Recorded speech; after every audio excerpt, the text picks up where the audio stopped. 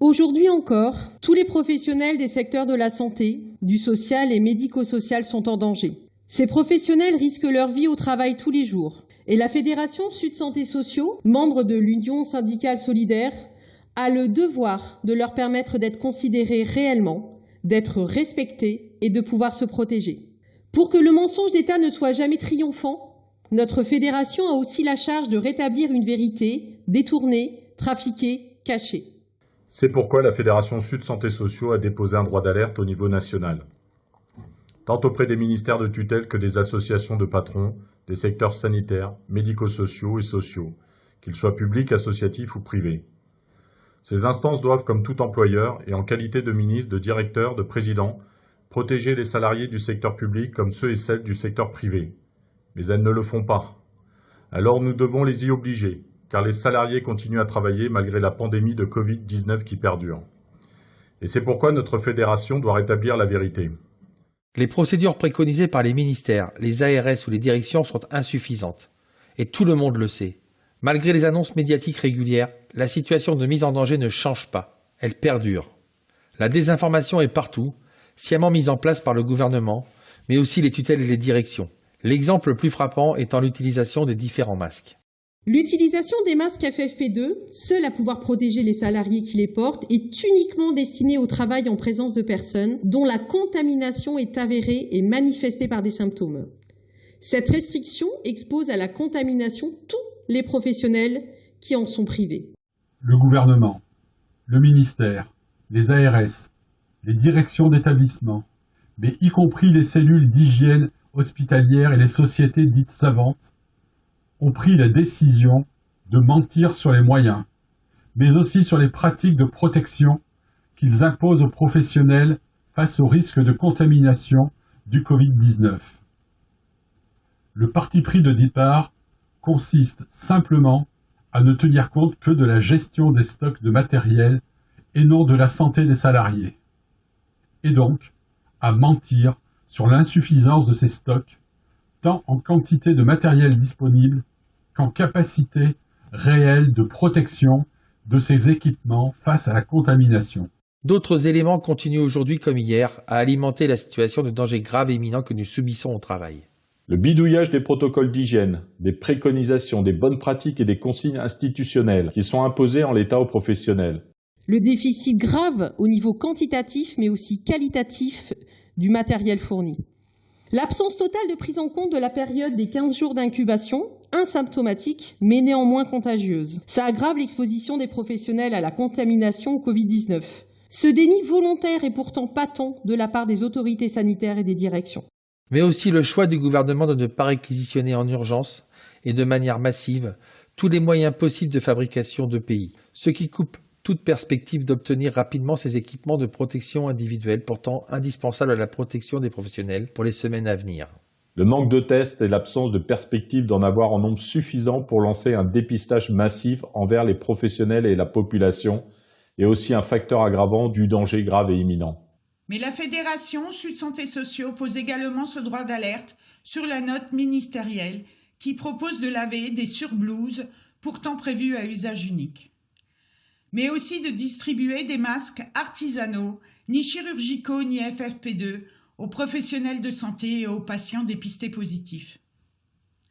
C'est une préconisation irresponsable de plus et un nouveau facteur aggravant du danger grave et imminent que subissent les salariés des secteurs concernés. Si cette note révèle bien de la seule responsabilité du ministère, son application revient, quant à elle, aux directions d'établissement qui feront le choix de l'appliquer. Pourtant, comme l'atteste très récemment le juge des référés, saisi sur les obligations de la Poste en matière de protection des salariés, l'employeur ne peut, dans ce domaine, se borner à paraphraser les recommandations publiques et officielles du gouvernement ou des autorités sanitaires compétentes, à titre d'exemple sur les gestes barrières. On en est loin dans nos établissements.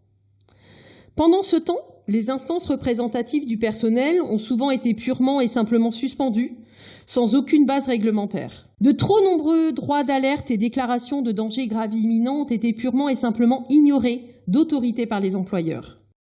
Que dire du peu d'informations concernant le nombre de cas de professionnels dépistés positifs au Covid-19 communiqués aux élus du personnel, les empêchant ainsi de jouer leur rôle dans la prévention et la protection des salariés, sans compter les chiffres occultés des malades non testés. Ce gouvernement et les précédents sont responsables de l'affaiblissement des services publics hospitaliers, mais aussi de la politique de fragilisation des associations du champ médico-social et social. Il est aussi responsable de ne pas avoir anticipé les stocks stratégiques en matériel et EPI, n'obéissant qu'à sa logique marchande. Il a ainsi imposé une politique d'austérité budgétaire à nos établissements au mépris de la protection de la santé des professionnels. Les conséquences de cette politique ont amplifié l'impact de la pandémie et sans nul doute un surcroît de malades et de morts. Les salariés qui interviennent dans ces établissements payent durement leur dévouement.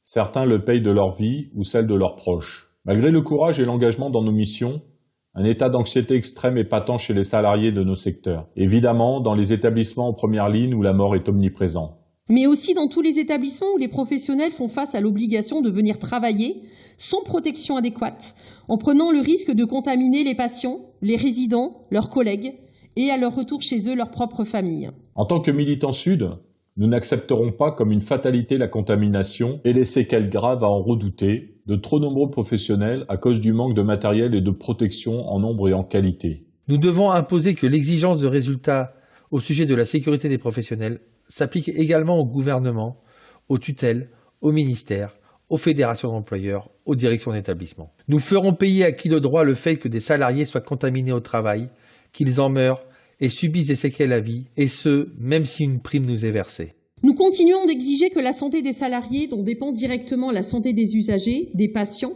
et des personnes prises en charge dans tous nos établissements, soit la seule priorité. Et sachez que le moment venu, nous fournirons les témoignages et preuves nécessaires pour attester de la situation que nous vivons dans nos établissements de soins ou dans nos structures sociales ou médico-sociales. Nous le ferons. Car cette période d'épidémie a vu apparaître des fonctionnements de prise de décision centralisés, mettant à l'écart les organismes représentatifs du personnel, entraînant une mise en danger des salariés. État, ministère, ARS, tutelle, direction d'établissement. À tous les niveaux de décision, c'est un fonctionnement en toute puissance qui a appliqué le parti pris gouvernemental d'exposer, dans l'exercice de leurs fonctions, tous les professionnels de ces secteurs à la contamination du Covid-19 par les mécanismes que nous venons d'évoquer. Les professionnels de ces secteurs sont obligés de mettre leur vie en danger, mais aussi celle de leurs proches à chaque journée de travail. Et rien de ce que propose le gouvernement ne va améliorer cette situation tant les décisions prises sont à l'inverse des besoins de la protection de la santé de chacun. En tant que professionnels, nous sommes contraints de choisir entre se protéger ou travailler dans les conditions dangereuses, entre essayer de préserver notre santé ou mener à bien notre mission auprès de publics qui en ont bien besoin. C'est une injonction paradoxale qui rajoute de la souffrance au travail, qui potentialise l'exposition à un danger grave et imminent. Cette situation légitime à elle seule toute action de la part des professionnels. Mais les élus Sud Santé qui refusent de devenir les adjoints des directions, de devenir les accompagnants des bidouillages locaux et qui veulent maintenir un travail syndical indépendant et de protection réelle de la santé des professionnels, se voient criminalisés et combattus, stigmatisés comme des traîtres à une union sacrée qui en fait un trompe-l'œil. Car sachez que Sud n'adhère pas à l'idée d'une union sacrée, qui voudrait que ni les gouvernements, ni les tutelles, ni les directions d'établissement ne soient responsables de la mise en danger actuelle des salariés et qu'on doive tous se tenir la main. Notre démarche reste la solidarité avec nos collègues, l'indépendance de nos décisions vis-à-vis des dirigeants et l'application du principe de précaution pour protéger la santé des professionnels avant la rentabilité, avant la T2A et contre l'industrialisation et la commercialisation de nos secteurs d'activité. C'est pourquoi la Fédération Sud Santé Sociaux a l'intention d'aider les collègues à protéger leur vie, y compris s'ils n'ont pas d'autre choix face à cette politique mortifère que de faire jouer un droit de retrait légitime. Nous le ferons partout où l'obligation de protection des salariés par les employeurs ne sera pas mise en œuvre et partout où les équipes subiraient un risque grave et imminent de contamination. On ne se lâche pas, sudistez-vous.